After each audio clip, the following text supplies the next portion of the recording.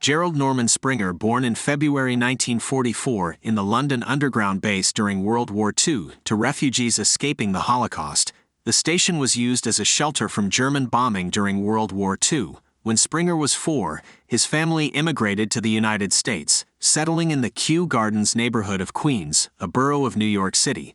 One of his earliest memories about current events was when he was 12 and watching the 1956 Democratic National Convention on television, where he saw and was impressed by then Senator John F. Kennedy. Springer earned a Bachelor of Arts from Tulane University in 1965, majoring in political science. He earned a Juris Doctor from Northwestern University in 1968. Springer worked as a political campaign advisor to Democrat Robert F. Kennedy in 1968. Following Kennedy's assassination, he began practicing law at the Cincinnati law firm of Frost and Jacobs, now Frost Brown Todd. In 1970, Springer ran for the United States House of Representatives. He failed to unseat incumbent Republican Donald D. Clancy, but took 45% of the vote in a traditionally Republican district. Springer was elected to the Cincinnati City Council in 1971. On April 29, 1974, Springer resigned from the council after admitting to soliciting a prostitute. He ran for the office in 1975, winning by a landslide. He was re-elected in 1977 and 1979.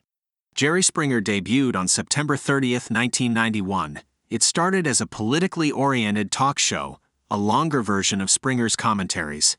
Guests on the show included Oliver North and Jesse Jackson, and topics included homelessness and gun politics. In early 1994, Springer and his new producer, Richard Dominick, revamped the show's format to garner higher ratings. The show became more successful as it became targeted toward tabloidish sensationalism. Guests were everyday people confronted on a television stage by a spouse or family member's adultery, homosexuality, transsexuality, prostitution, transvestism, hate group membership, or other controversial situations. These confrontations were often promoted by scripted shouting or violence on stage. The show received substantial ratings and much attention. By 1998, it was beating The Oprah Winfrey Show in many cities and was reaching around 8 million viewers. Springer married Mickey Velton in 1973, though it is sometimes reported they divorced in 1994. A spokesperson said they were still married at the time of his death. The couple had a daughter, Katie. Springer died at his home in Evanston, Illinois, on April 27, 2023, at the age of 79. A family spokesperson said that he had been diagnosed with pancreatic cancer a few months prior to his death. Steve Wilkos, host of The Steve Wilkos Show, paid tribute to his colleague with an exclusive statement to Access saying, "Other than my father, Jerry was the most influential man in my life. Everything I have today, I owe to Jerry. He was the smartest, most generous, kindest person I've ever known. My wife and I are devastated. We will miss him terribly."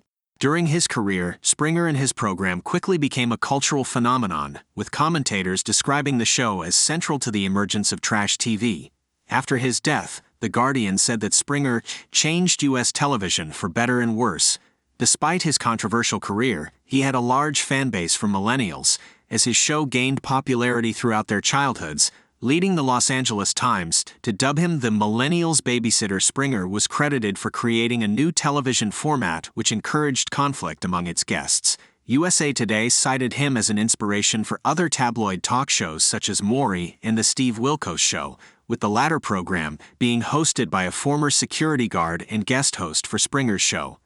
The Associated Press said that Springer's show was a U.S. cultural pariah, synonymous with lurid drama.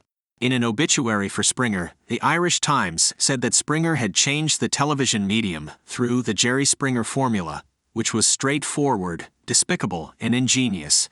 The BBC noted that Springer had televised the fringes of American society to a global audience and called him an era-defining TV host.